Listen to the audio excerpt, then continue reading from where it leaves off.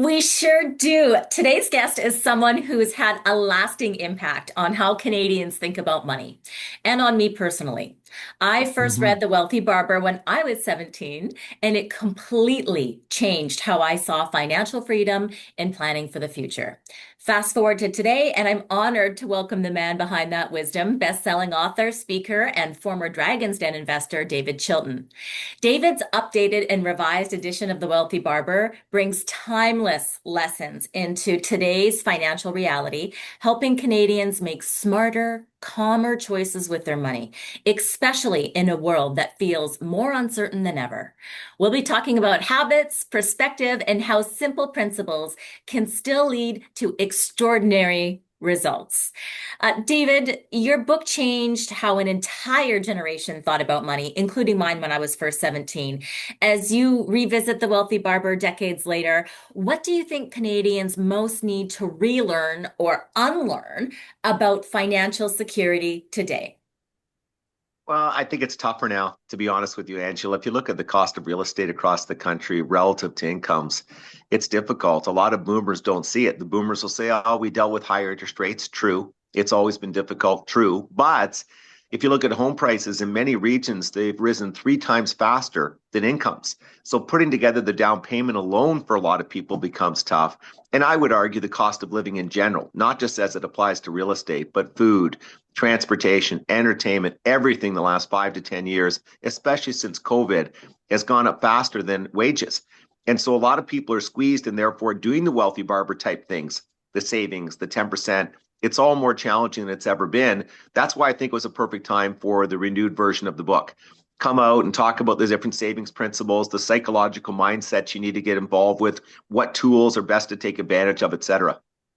Now, David, that you say that, when you and I were making our first purchases, we likely only had the RRSP as a tool, right? And in your updated version, we have some new options that have come forward. Back in 2023, we saw the introduction of the first-time home savers account, which you discuss in your book. And back in 2009, we got a superpower new financially efficient account called the tax-free savings account. And those are two accounts that every Canadian needs to start with because, like you say, we have to be three times smarter. We have to start three times earlier. I started when I was 17. My kids are 12 and 10. I got to start them now if they're going to have a shot, right? I can't And believe you've made them both drop out of school and enter the workforce at this age too. I'm upset about that. No, I really am. No, you're making a great point. In fact, the FHSA, let's be honest, that's the best account we've ever had in Canada. Tax deduction up front, compounding tax deferred growth, but it's not even tax deferred, it's tax free if you use it to buy the house.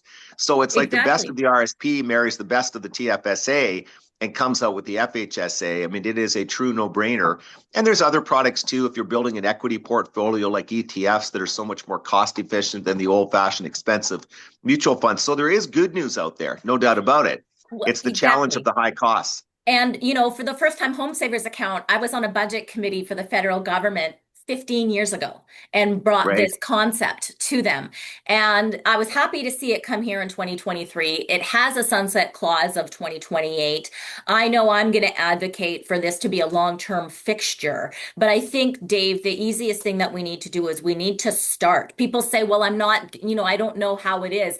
I mean, that has to be a priority to open in my opinion, because unlike the RSP, you don't have to pay it back because when you're buying a home and when we're doing mortgage plans and setting out strategies, if the majority of the down payment's coming from an RSP, yes, we've made a few little concessions here and there, and there's a delayed time of paying it back now in recent years Right. when we had record high inflation, but still you have to budget the payback of it. So the first two accounts that we encourage any young Canadian to start obviously is the first time home savers account and the TFSA. And I certainly would hope that maybe we can even even modify the mechanics of it as we move forward. So I know that people like you and I are telling people, make sure you open it up today, because every time you don't open it and you at least start with something, you also don't have that carry forward room. Now, another thing that I really appreciated in your book, as well as it relates to the mortgage planning that we do, is I appreciate how you were sharing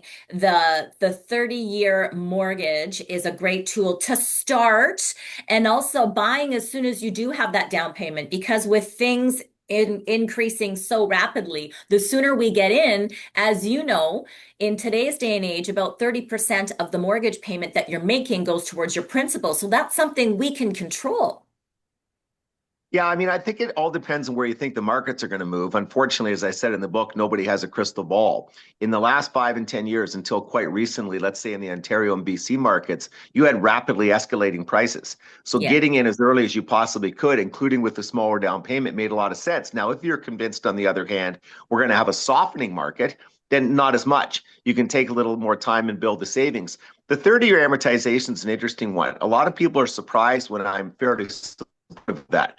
They think, Dave, that's not like you. You would normally argue against paying extra interest. But for a lot of people, it's the only way to make the payment affordable in these very tough times. But also, if the interest rates are relatively low, let's say it's 3.95% right now to cup a figure, you probably can take the excess money you were going to use to shorten the payments to 25 years and invest it more productively in the aforementioned, let's say, TFSA, in long-term equity. So I'm not as against that as people think I will be. In fact, in some cases, I think it's the right way to go for sure.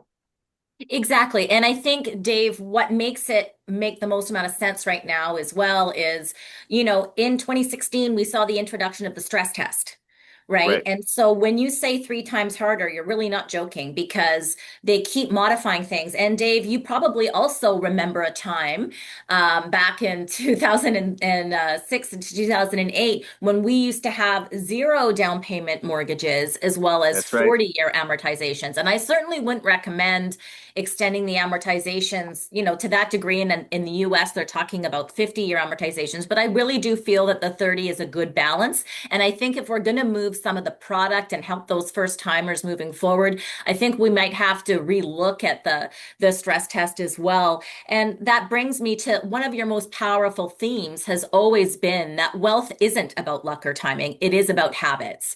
So what financial habit do you see as the most underrated in building true stability for Canadians? Well, it's interesting.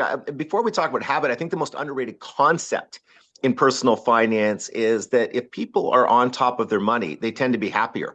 There's a general feeling out there that if I manage my money well, it means current sacrifices. I'm giving up something now to enjoy retirement later. I'll be happier later, but not now. That's not the case. All research supports that when people live within their means, when people get on top of their finances now, they're happier now too. They don't view it as a sacrifice anymore. They view it as being on the right path. They're less stressed about money, et cetera. So as a concept, that's very underrated. And I know this sounds corny and your audience expects it from me, but pay yourself first remains the most underrated concept. If you Yes. sit down with 1,000 people who've managed their money well, 950 of them use that simple expression. They took the money off the top of the paycheck or directly out of the bank account before they had an opportunity to spend it. Basic stuff needs to be wrapped in some of the instructions as to how to do it, but vital for success. I agree. I believe, and I've written in my book, that living at home is a superpower. For sure. Living at home is a superpower, and I was able to save so much money because I lived at home. And then when I lived at home, I was working, so I didn't have time to spend the money. So I No, was I couldn't agree saving. with more. People say to me, Dave, if you were young, would you live with your parents? I said, if I were young, I'd live with Angela's parents. I mean, I'll live with anybody's parents for crying out loud. It's a lot of money, as you say. I mean, think about the money you're saving. If you were going to be doing your half of the rent in a city like Vancouver, that could be $1,000, $1,300 a month. You start multiplying it by 12, then again by 3 years, et cetera. It adds up to huge money. That's a big part of the down payment. And now you have the FHSA to put the 8,000 a year of it in and get the tax rebate back as well. It's marvelous. It is a superpower. I agree.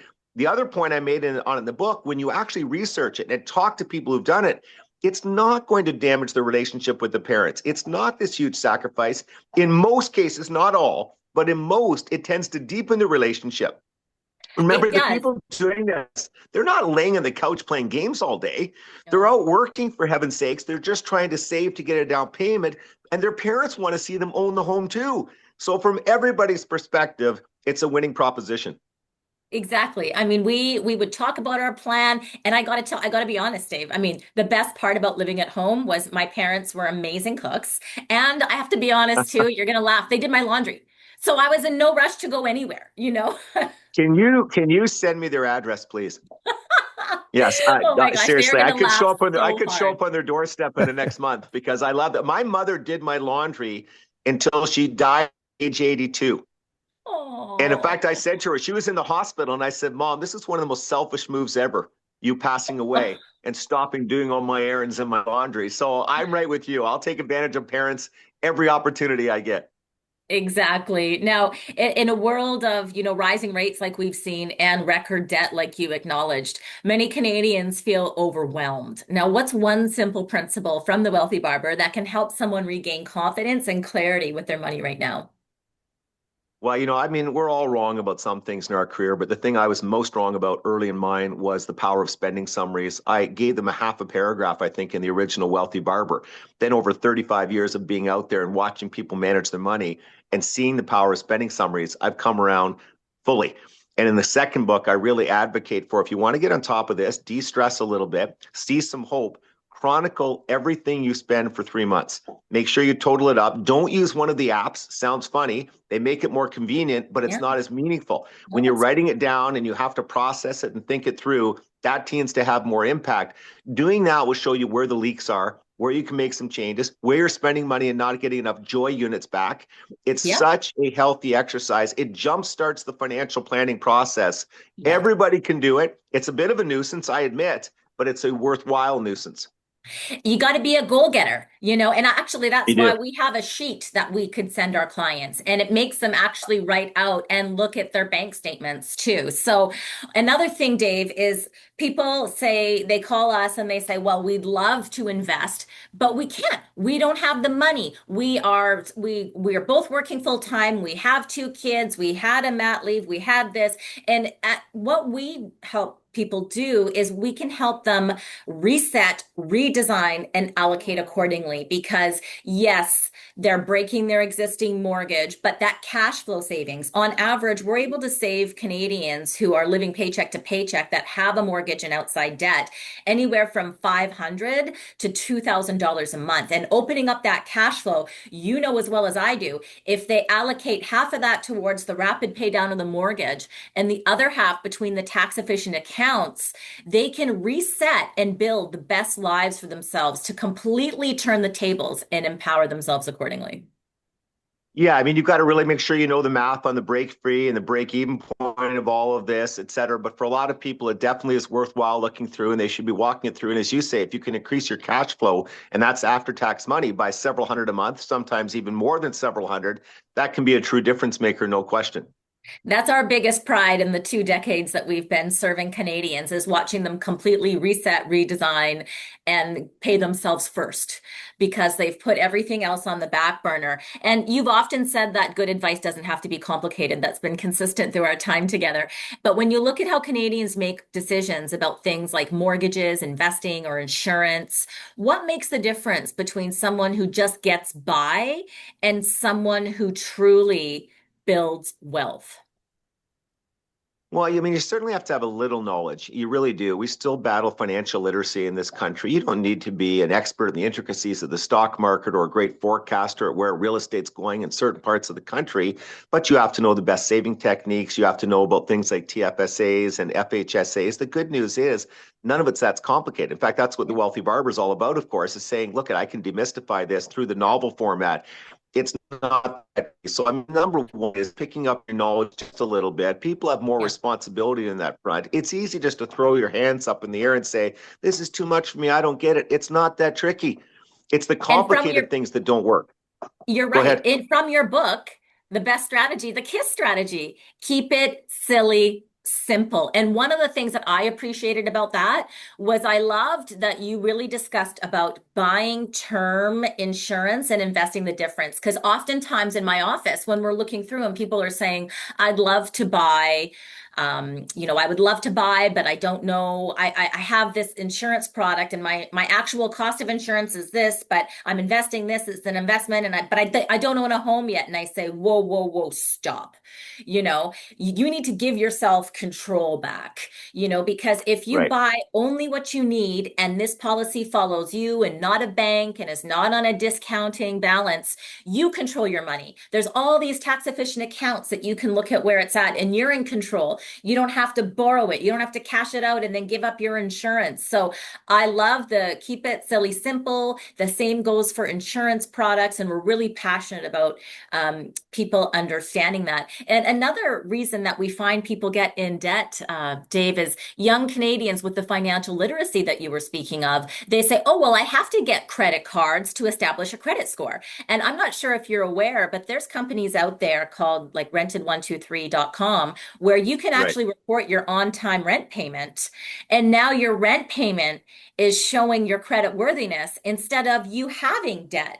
So getting the financial literacy, keeping it silly simple is really what's most important. Now, your writing reminds us that financial success is less about products and more about perspective. But what message do you hope the new edition sends out to the new generation? How can we as Canadians pay that wisdom forward in our families and communities? I think the overriding message of the book is still one of hope. I mean, it really does acknowledge that it's very challenging out there. In fact, I thought the worst thing I could do would be to gloss over the high costs of living, the high costs of real estate. That's not fair to the reader. It's not Yeah, accurate to the time. So you have to take all that in. But the overriding message still was there's lots of positive things you can do to make right. a big difference and accomplish your goals over time. Is it harder now? Yes, but I could argue that because it's harder now, that's precisely why you need to do these things. That's why we Exactly. also we also live longer, for heaven's sakes. There's a lot of uncertainty about what AI may do to our incomes, et cetera. So for all of those reasons, it's more important than ever to embrace financial planning and understand the simple concepts. And for the most part, they're all simple. They are. And also, when I look at the people that we get to serve, and what really stood out to me in your book, The Wealthy Barber, was you need to learn when we talk about financial literacy, where do you start? You start with learning what will multiply your efforts. I appreciated that you discussed the RESP because education's getting more expensive for our kids as well. You talked about the RDSP, and we see a lot of families struggling that come to us for a mortgage and they've accumulated debt, and their biggest concern is their child. So an RDSP can multiply efforts, and as you say, it's free money, so they need to open up the account.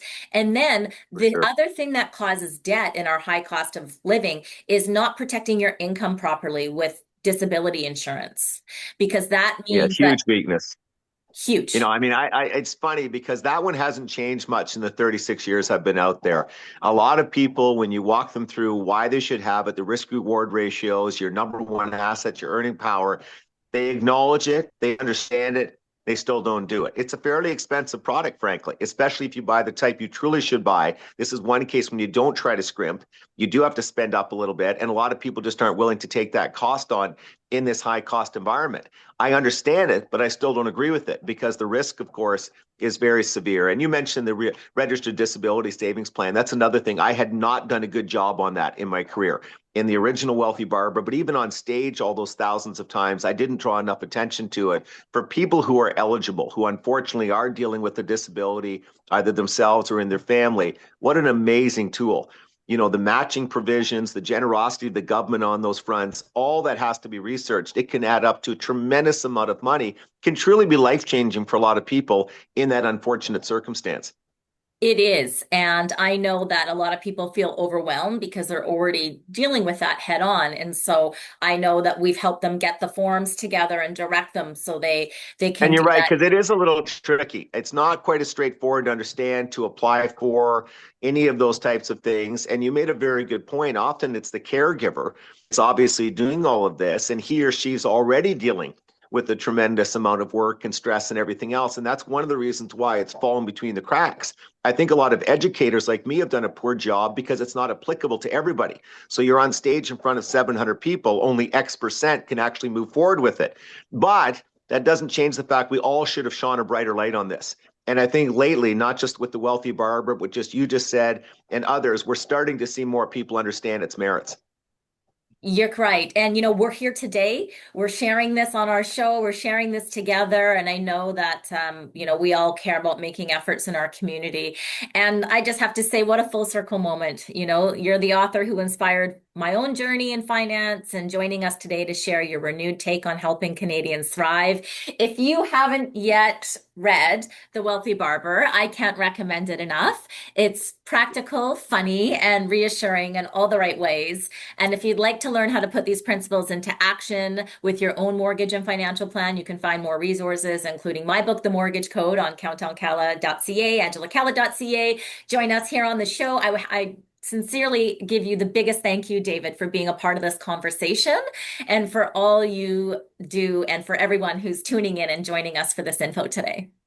Well, thanks. I'll pick up a copy of your book and I'll interview you next time. We'll flip it around, so that'll be fun. I'm looking forward to it, and I really look forward to seeing you here in Vancouver. I'll be there soon. Thank you so much for having me on. I enjoyed it. Thank you. Well, that was great, Angela. That was very, very interesting. And it's interesting your story about your relationship with that book. Pretty much the exact same story for me. I read it when I was in my early 20s, completely changed my trajectory. Nice. Excellent. Happy to hear that. Oh yeah, Okay. it really did. Like I'm semi-retired now, and a lot of that's thanks to you.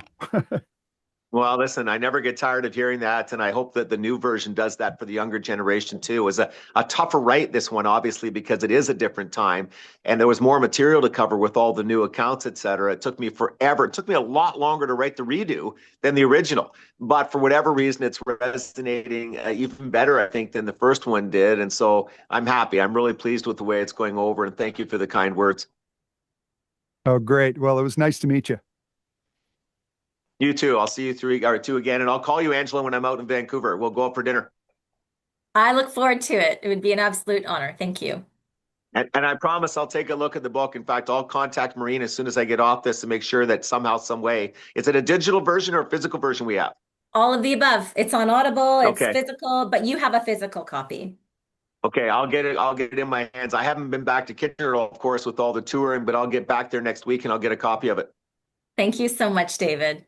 All the very Okay. best. All Safe right. Be travels well. and happy You too. holidays. Bye Thanks, Thank bye. you. David. Yeah, you too. Thanks. Thanks. Okay, I'll just record an end to the segment.